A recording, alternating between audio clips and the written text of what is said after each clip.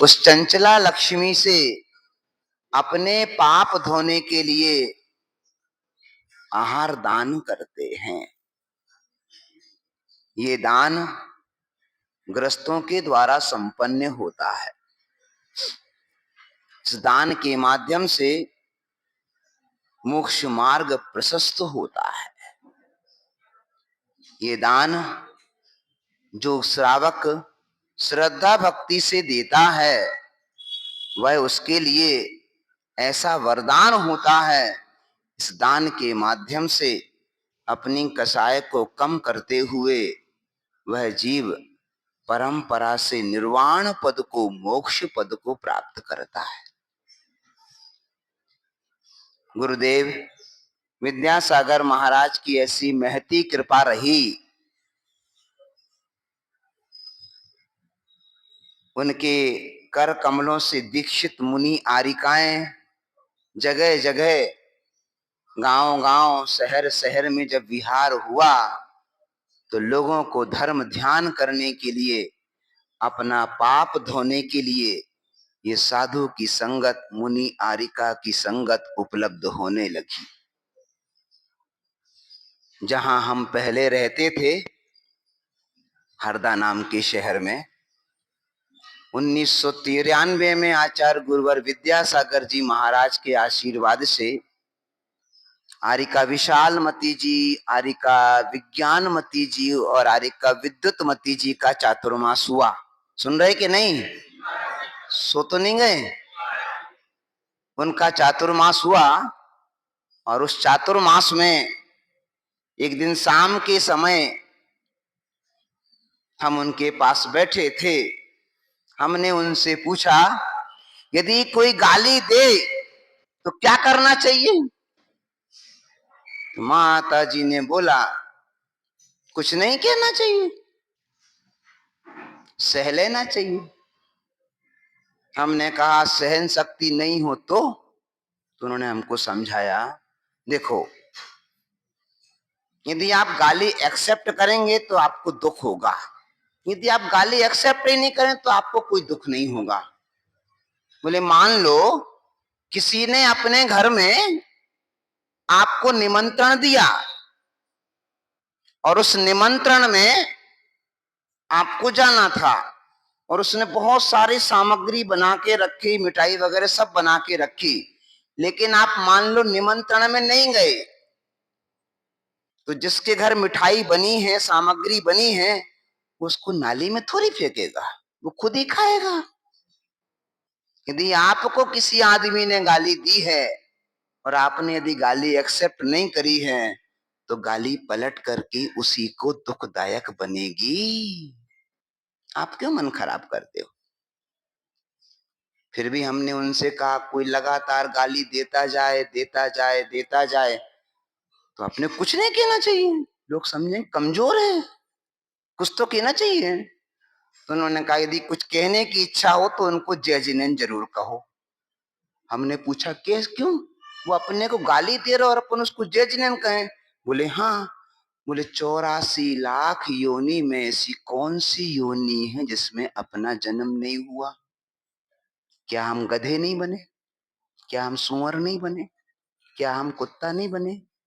क्या हम बिल्ली नहीं बने? हम क्या नहीं बने?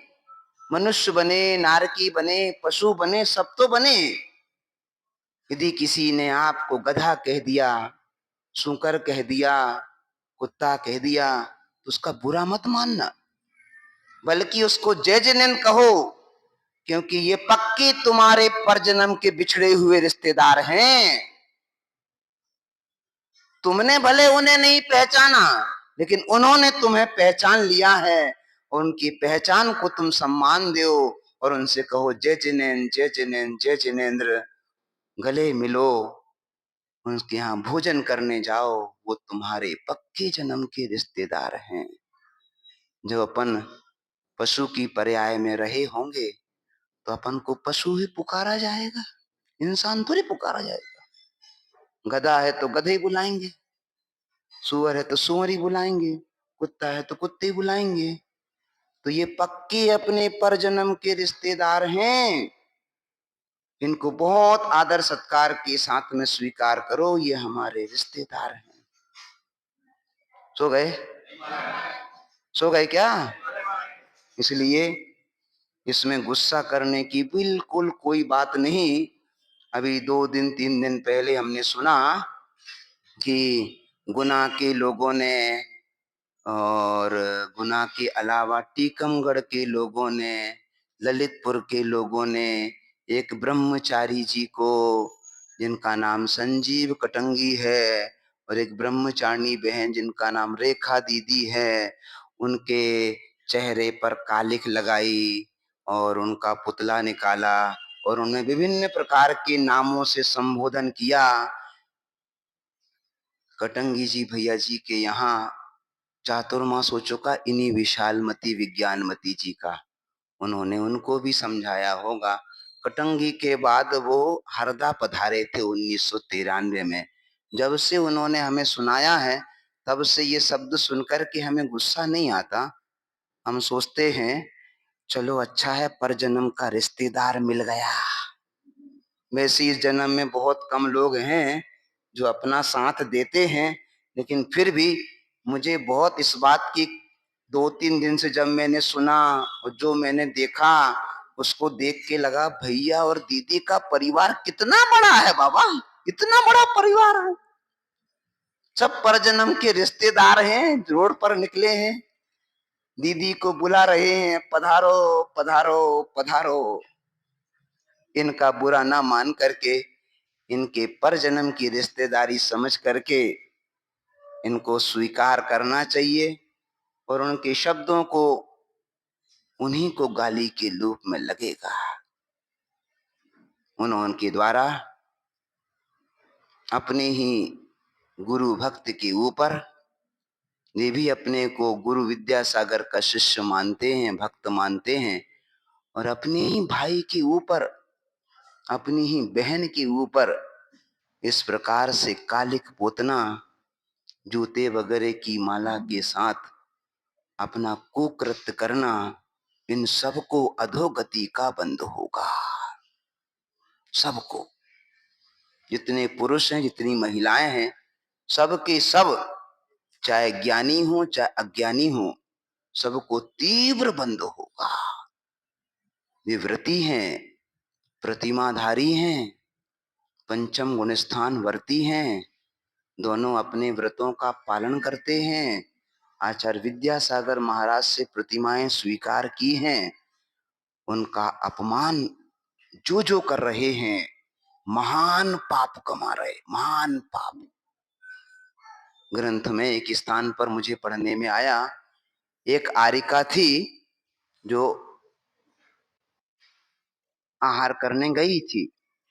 उसको आहार देने वाला जो श्राविका थी, उस श्राविका ने, उस आरिका का एक दिन पहले उपवास था। उपवास होने के कारण उसे आहार लेने के बाद उल्टी हो गई, वमन हो गया। वमन होने के बाद पास में खड़ी हुई एक महिला को उनसे ग्लानि का भाव हुआ। उसने कहा कुछ नहीं, बस ग्लानि अकेले का भाव हुआ। तो पर जन्म में उस महिला को, आरिका का ग्लानि के, आरिका को वमन होने के बाद में उसने जो आरिका के प्रति ग्लानि का भाव किया, उस भाव के कारण अगले जन्म में अपनी पिता की मृत्यु देखनी पड़ी, अपने भाई को दुखी देखना पड़ा। उत्तर पुराण में एक ग्रंथ में लिखा है कि पंचम गुण स्थान वर्ती, यदि आप इस प्रकार से मन में केवल ग्लानि का भाव लाएंगे तो ये दुख होगा कि बाप मरेगा, भाई कष्ट में जाएगा, और इस जन्म में तुम साक्षात ग्लानि का भाव मन में नहीं कर रहे, कृत्य से भी करते जा रहे हो, तुम्हें कैसा फलेगा, जरा विचार तो करो। ये कर्म आपको कैसे फलेगा, कैसे भोगोगे, जरा विचार तो करो। ऐसे दुष्कृत्य के लिए शीघ्र, अतिशीघ्र माफी मांगो, तत्काल माफी मांगिएगा। चाहे ललितपुर वाले हों, चाहे गुना वाले हों, चाहे टीकमगढ़ वाले हों, या कहीं और वाले भी क्यों ना हो, तत्काल माफी मांगिए। दोनों प्रतिमाधारियों से। शीघ्र यदि आप ये कृत्य की माफी नहीं मांगेंगे तो आपकी ये कसाय अनंतानुबंधी की तरफ चली जाएगी, और अनंतानुबंधी कसाय यही नहीं रहती, अनंत भव तक भटकाती है। वे धर्मात्मा है। रेखा दीदी सिद्ध चक्र महामंडल विधान करती है प्रतिदिन। संजीव भैया हजारों विधान अलग अलग जगह करवा चुके हैं, सिद्ध चक्र महामंडल विधान। उनका शायद 1000 विधान कराने का संकल्प है। लगभग उनके द्वारा हजारों आदमी बैठ करके धर्म ध्यान करते हैं। जिस जगह जाते हैं बहुत प्रभावक आदमी है। मुनि महाराज से भी ज्यादा प्रभावना करता है वो आदमी, संजीव पटंगी। हाँ बिल्कुल ऐसे विधान कराता है कि पूरा का पूरा गांव उनकी बांसुरी की तले नाचने लगता है। शानदार विधान कराते हैं वो। इस प्रकार से ये इस प्रकार के धर्मात्मा के ऊपर आया हुआ ये उपसर्ग है। हमारा दोनों भाई बहनों से कहना है, बुरा वक्त आया है, समता से आप सहन कर ही रहे होंगे, लेकिन फिर भी किसी के प्रति आप लोग कसाय ना करते हुए ये समझिए कि आपके पर जन्म के रिश्तेदार हैं। ऐसा आरिका विशाल मती विज्ञान मती ने हमको समझाया था। आज वो बात इस प्रसंग में मुझे याद आई तो मैंने आपके सामने रखी है। तत्काल जितने भी लोग ने गंदा कृत्य किया है वे अपने गुरु के पास जाकर के पश्चाताप करें, और भैया बहन के पास जाकर के पैर पड़ के माफी मांगें, ताकि उनका जीवन भी इस पाप से दूर हो। यदि उन्होंने धर्मात्मा के प्रति तेज कसाय करके कर्म बांध लिया होगा तो अभी मैंने जो आरिका का दृष्टांत आपको दिया है वो तो मन का परिणाम था, लेकिन ये काया से भी हुआ है और वचनों से भी हुआ है। ये तो और बुरा फलेगा, और बुरा फलेगा। ये कृत्य अब ना करे कोई, ऐसी हमारी आप सबके लिए सलाह है। गुरु मानते हो तो आज्ञा है, ऐसे कृत्य आपको नहीं करना चाहिए। आइएगा, गुरु भगवान बनाने का रास्ता बताते हैं। गुरु भगवान बनाने का रास्ता बताते हैं। गुरु भगवान बनने का रास्ता बताते हैं। गुरु हमारे परम उपकारी हैं। इनके चरणों में बैठ करके हमें अपना जीवन सफल बनाना चाहिए। आगे हैगा, अब नवदा भक्ति जो होती है ये दुनिया का सबसे अच्छा सुख दिलाती है। यदि आपने किसी को सिंहासन दिया है तो फिर आपको सिंहासन मिलेगा। कोई मुनि महाराज आते हैं तो आप कहते हैं आओ स्वामी आओ स्वामी आओ, उच्च आसन विराजमान होइए। तो जैसे ही आपने किसी मुनि महाराज को उच्च आसन दिया है ये तुम्हें राजा बनाएगा और तुम्हें उच्च आसन मिलेगा। चाहे तुम सांसद बनो, चाहे तुम विधायक बनो, चाहे तुम प्रधानमंत्री की पोस्ट पर बैठो या तुम राष्ट्रपति की पोस्ट पर बैठो, वहां का आसन अलग ही प्रकार का होता है। ये आसन तुम्हें तभी मिलता है जब तुमने किसी मुनि महाराज को उच्च आसन दिया हो, किसी आरिका को उच्च आसन दिया है, कोई व्रतियों को आपने उच्च आसन दिया है, आओ आओ बैठो बैठो, तो तुम्हें ऐसा पुण्य एकत्रित होगा कि तुम्हें उच्च आसन मिलेगा। सो गए? सो गए क्या? अध्यक्ष जी पुनीत सागर को बुला ला, टाइम हो गया।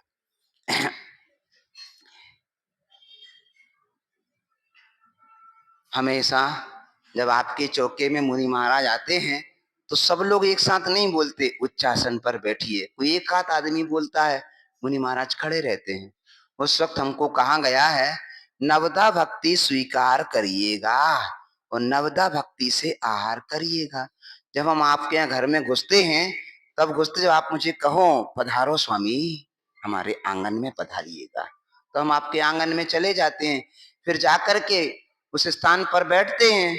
तो बैठने के पहले हम लोगों को कहा गया है, वो ग्रस्त आपसे कहेगा उच्च आसन पर बैठिए, तब हम बैठते हैं। पर कभी कभी ऐसा होता है, हाँ, हाथ जोड़े रहते हैं, क्या कहना याद नहीं होता, किसी किसी को ज्ञात नहीं होता, पर किसी किसी को नवदा भक्ति पूरी ज्ञात होती है। तो उनमें से 15-20 आदमी हैं मान लो, तो एक आध व्यक्ति कहता है उच्चासन विराजिए।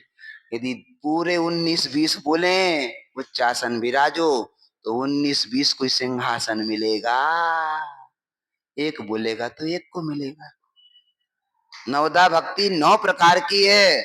इस 9 प्रकार की भक्ति से अपने को ऊंचाई मिलती है। इस ऊंचाई वाले स्थान को यदि आप स्वीकार करना चाहें तो ये कार्य को अवश्य करिएगा। सो गए क्या? सो गए? सभी लोग एक साथ चौके में बोला करो उच्चासन विराजमान हुई। एक बात और कहना बाकी रह गई। हमारे आरिका दृढ़मती माता जी हैं, उनके पिताजी का नाम गुलाब चंद जी पटना वाले कहलाते हैं। अभी जो अशोक नगर में कृत्य हुआ उसका नाम शायद संतोष पटना है। तो मुझे किसी ने बता दिया कि वो दृढ़मती माता जी के परिवार के लोग हैं। तो कई जगह से मेरे पास समाचार आए, नहीं महाराज उनके परिवार का कोई लेना देना नहीं है, कोसों दूर हैं वे तो फिर कौन है? तो पता लगा कि उसी गांव के हैं, पटना गांव के दोनों जने। सब गांव में अलग अलग प्रकार के लोग होते हैं। एक घर की बच्चा बच्ची मोक्ष मार्ग में जिन शासन की प्रभावना कर रही, और उसी गांव का आदमी जिन शासन की अप्रभावना करने में लगा हुआ है। सबके अपने अपने कर्म जुदा जुदा हैं भैया, सबके अपने अपने कर्म जुदा जुदा हैं।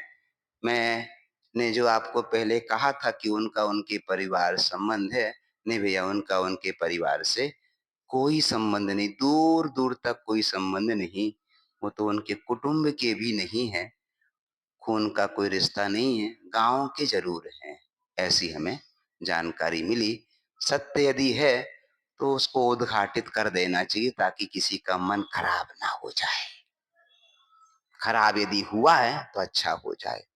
हमारी रेखा दीदी ने कोई गंदा काम नहीं किया। गुरुजी से जो कहा था सो उन्होंने कर दिया, बिल्कुल सच सच उसने उजागर कर दिया। ये बात अलग है कि हम गुरुजी के बहुत नजदीक के बेटे थे, हमसे ये काम नहीं हुआ, हमसे ये काम नहीं हुआ, लेकिन उसने कर दिया। अब और भी मुनि महाराज अपने मुखार बिंद से कह रहे हैं, जिसने जो कृत्य किया है वो तो भरना ही पड़ेगा। कर्म यदि आपने किया है तो उसका तो फल भोगना ही पड़ेगा। सो गए क्या? पहली भक्ति पड़गाहन, पहली भक्ति पड़गाहन, दूजी दूजी उच्चासन की है, तीजी भक्ति पाद प्रक्षालन, चौथी भक्ति पूजन है, पंचम करना शीघ्र नमोस्तु, छठी मन की शुद्धि है, सप्तम अष्टम वचन काय की, नवमी भोजन शुद्धि है, फल में अतिशय सुख को पाकर भव तरने की युक्ति है, भव तरने की युक्ति है। युक्ति के अनुसार कार्य कीजिए। जिन जिन को भव से तरना हो वे अपने घर के आंगन में अपनी परिस्थिति के अनुसार गुरुओं में, आरिकाओं में, ब्रह्मचारियों में, ब्रह्मचारियों में ये भी तुम्हें ना मिले तो रोज यदि भगवान का कोई भक्ति करने वाला है, गुरु महाराज की वैयावृत्ति करने वाला है, उसको भी अपने घर में बुलाकर पहले भोजन कराओ, बाद में खुद भोजन करो। 3 प्रकार के पात्र होते हैं, उनको श्रद्धा भक्ति से आप भोजन पानी आदि कराते हैं, तो आहार दान की संज्ञा से आपको उत्कृष्टता का लाभ होगा। सुख, समृद्धि, वैभव बिन मांगे तुम्हारे घर बरसेगा, बिन मांगे। पुनीत सागर महाराज आ गए हैं। अब अपन पुनीत सागर महाराज से आगे का तत्वार सूत्र का आपका उच्चारण है, उसे सुनिएगा।